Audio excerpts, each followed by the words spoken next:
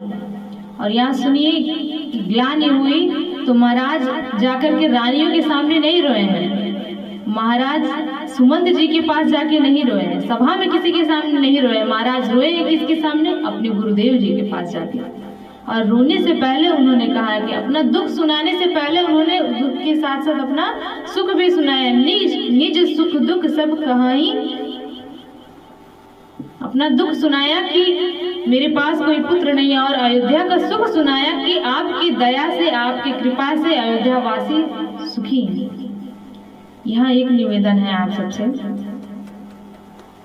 कि जीवन में जो कुछ प्राप्त नहीं है उस पर ही ध्यान न दिया जाए, जो प्राप्त है वो पर्याप्त है, जो प्राप्त है उसे भी देखा जाए। कभी कभी हमारे जीवन में बहुत कुछ अच्छा हो रहा होता है लेकिन फिर भी हम उस पर ध्यान नहीं देते, फिर भी हमेशा कहते हैं कि कोई पूछे अगर क्या हाल है तो बोलते अरे पूछो मत, कुछ अच्छा नहीं।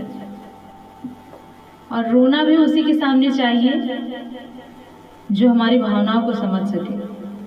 किसी के सामने, सभी के सामने ना रोया जाता है ना हंसा जाता है।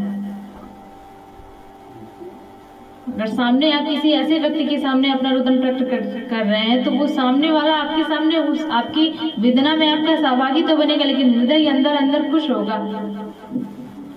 तो चक्रवर्ती दशरथ जी अपने गुरु जी के सामने जाकर के रोए हैं। गुरुदेव ने कहा कि महाराज आप अपना वर्तमान देख करके दुखी हो रहे हैं परंतु मैं आपका भविष्य देख करके खुश हो रहा हूँ।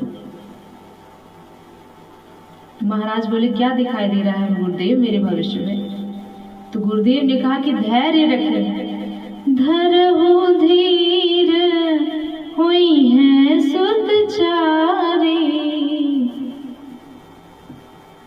आप एक संतान के लिए रो रहे हैं